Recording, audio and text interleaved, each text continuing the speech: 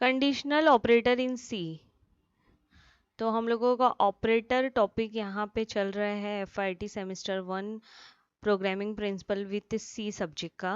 तो ये जो कंडीशनल ऑपरेटर है इसको हम लोग एक और नाम है यहाँ पे कंडीशनल ऑपरेटर का, जिसको हम लोग बोलते हैं टर्नरी ऑपरेटर।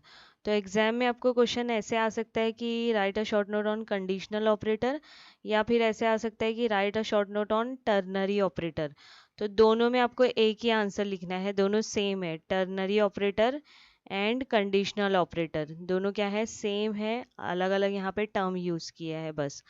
तो conditional operator is also known as ternary operator. The conditional statement are the decision making statement. ये क्या होता है, डिसीजन मेकिंग स्टेटमेंट होता है। हम लोग ये बोल सकते हैं कि इफ एल्स स्टेटमेंट जब हम लोग यूज करते हैं तो वो ही के जैसे ये कंडीशनल ऑपरेटर होता है। इफ एल्स हम लोगों का डिसीजन मेकिंग स्टेटमेंट है, जिसमें हम लोग क्या करते हैं, एक ट्रू के बेस पे कोई स्टेटमेंट एग्जीक्यूट करते हैं और फॉल्स के बेस पे एक दूसरा स्टेटमेंट एग्जीक्यूट करते हैं। तो सेम कंडीशनल ऑपरेटर भी ऐसे ही काम करता है। तो यहाँ पे सबसे पहले हम लोग देखेंगे उसका सिंटैक्स। ये देखो, ये है कंडीशनल ऑपरेटर का syntax. Expression 1 question mark, expression 2 colon, expression 3। तो इसमें से कंडीशनल ऑपरेटर कौन सा हुआ, ये जो है ना क्वेश्चन मार्क एंड कोलन, इसी को हम लोग बोलते हैं कंडीशनल ऑपरेटर, और you can say ternary operator. यही क्या है हम लोगों का कंडीशनल ऑपरेटर और टर्नरी ऑपरेटर। कौन सा, क्वेश्चन मार्क और कोलन। तो ये क्या है, एक्सप्रेशन 1, एक्सप्रेशन 2, एक्सप्रेशन 3। तो यहाँ पे देखो डायग्राम में इसको एक्सप्लेन किया है कि अगर हम लोग लेफ्ट साइड में कोई वेरिएबल लिखते हैं और उसके बाद हम लोग ये कंडीशनल ऑपरेटर यूज करते हैं, तो ये क्या होगा, वेरिएबल इक्वल टू एक्सप्रेशन 1 अगर ट्रू रहा, वेरिएबल एक्सप्रेशन 1 के इक्वल रहा, तो वैल्यू क्या रहेगी, एक्सप्रेशन 2। ओके, फिर से मैं आपको बता रही हूँ कि वेरिएबल और एक्सप्रेशन 1 को हम लोग क्या करेंगे, चेक करेंगे। अगर वो कंडीशन ट्रू रहती है, कौन सी condition, variable equal to expression 1, ये कंडीशन अगर ट्रू रहेगी तो हम लोगों का जो रिजल्टेंट वैल्यू है वो क्या रहेगा, एक्सप्रेशन 2। ओके, मतलब हम लोगों का जो भी स्टेटमेंट यहाँ एक्सप्रेशन 2 में लिखोगे वो एग्जीक्यूट होगा। अगर variable not equal to expression 1, मतलब क्या कि अगर फॉल्स आया statement, variable equal to expression 1, इसका जो रिजल्ट है फॉल्स आया, तो हम लोगों को कौन सा स्टेटमेंट एग्जीक्यूट होगा, कौन सा रिजल्टेंट वैल्यू रहेगी, दैट इज एक्सप्रेशन 3। ओके, तो in the above syntax the expression 1 is a boolean condition. Expression 1 क्या रहना चाहिए, बुलियन कंडीशन रहना चाहिए। बुलियन कंडीशन अब क्या होता है, बुलियन कंडीशन मतलब ऐसी कंडीशन जिसका रिजल्ट ट्रू और फॉल्स आए, 0 1 आए, उसको हम लोग क्या बोलते हैं, बुलियन कंडीशन बोलते हैं। तो एक्सप्रेशन 1 क्या रहेगा, बुलियन कंडीशन रहेगा। If the expression 1 result in a true value, अगर एक्सप्रेशन 1 का जो है रिजल्ट जो है ट्रू वैल्यू रहता है, तो कौन सा एक्सप्रेशन एग्जीक्यूट होगा, expression 2। The expression 2 is said to be true only when it returns a non zero value.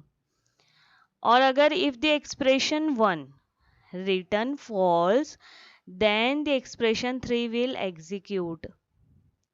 अगर एक्सप्रेशन 1 का जो रिजल्ट है वो फॉल्स आता है, तो कौन सा एक्सप्रेशन एग्जीक्यूट होगा, expression 3। The expression 3 is said to be false only when it returns zero value। बता दिया है कि कंडीशनल ऑपरेटर क्या होता है, क्वेश्चन मार्क कोलन, और ये किसके जैसा होता है, इफ एल्स स्टेटमेंट के जैसा होता है। ये हम लोगों का हो गया सिंटैक्स, और उसकी मीनिंग यहाँ पे मैंने आपको बता दी। अब हम लोग देखते हैं एक प्रैक्टिकल।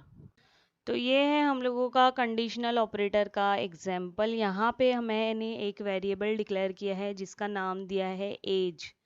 यूज़र से क्या करेंगे, हम लोग एज एक्सेप्ट करेंगे। तो वेरिएबल डिक्लेयर कर दिया। प्रिंट एफ में हम लोगों ने स्क्रीन पे मैसेज यहाँ पे प्रिंट करना है, एंटर योर एज। तो यूज़र जो भी नंबर एंटर करेगा वो जाके स्टोर हो जाएगा एज में, क्योंकि हम लोगों ने यहाँ पे स्कैन एफ यूज़ किया है। तो यहाँ पे ये काम हो गया कि एज जो है वो स्टोर हो गया एज नाम के वेरिएबल में। अब हम लोग यूज करेंगे कंडीशनल ऑपरेटर। तो देखो ये जो है इतना ये कंडीशनल ऑपरेटर है। अब हम लोग इसको रीड कैसे करेंगे, मेन वो है। ओके, तो यहाँ पे हम लोग कैसे रीड करें, if age greater than equal to 18, if age greater than equal to 18 then print, print क्या होगा, एलिजिबल फॉर वोटिंग। अदरवाइज क्या प्रिंट होगा, नॉट एलिजिबल फॉर वोटिंग। ये देखो कंडीशनल ऑपरेटर का काम है, कैसे वो एग्जीक्यूट करता है कि age greater than equal to 18, अगर ये ट्रू रहा, एज अगर 18 से ग्रेटर है तो स्क्रीन पे प्रिंट होके आएगा एलिजिबल फॉर वोटिंग। और अगर ये फॉल्स है, मतलब एज लेस देन हो गया 18 के, तो स्क्रीन पे क्या प्रिंट होके आएगा, नॉट एलिजिबल फॉर वोटिंग। तो मैं इसको सेव करती हूँ, टर्बो सी में एग्जीक्यूट करती हूँ, सीधे आउटपुट।